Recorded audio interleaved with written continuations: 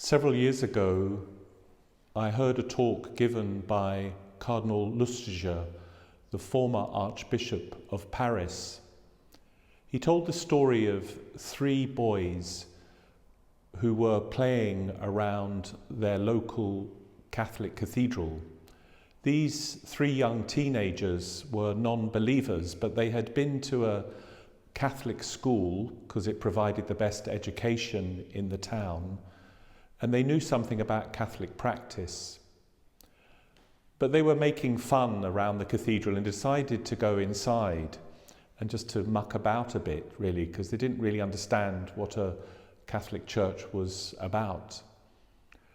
When they went inside, they discovered that confession was taking place, and they decided to play a little game. They said, "Let us each go in and tell the most outrageous sins possible." So the first teenager went in and came out a few minutes later giggling at his friends. The second one did the same. By the time it came for the third young teenager to go into the confessional, the priest realized something was afoot. And so he said to this young man, "When you go out of the confessional, I want you to go to the front of the cathedral. There's an image of Jesus crucified there. I want you to stand in front of that cross and say to the figure on it, 'Jesus, I know you died for me, but I don't care.' I want you to say that 3 times. So the boy came out and giggled with his friends, but he thought, well, I'll go and continue this game, and went and stood before the image of Jesus crucified and said the first time, 'Jesus, I know you died for me, but I don't care.' And then he said it a second time, 'Jesus, I know you died for me, but I don't care.' When he started to say it the third time, he found he couldn't finish the sentence and burst into tears and then ran from the cathedral. Cardinal Lustiger went on to say, "I know that this story is true because I was that third teenager." He had been brought up as an Orthodox Jew, an Ashkenazi Jew. His family had fled Eastern Europe and initially settled in Paris. And then they moved to Orléans because of the persecution of Jews in Paris in the late 1930s.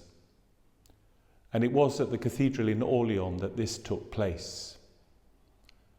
Cardinal Lustiger said that this was the first experience for him of realizing that he was the one who was being addressed from the cross.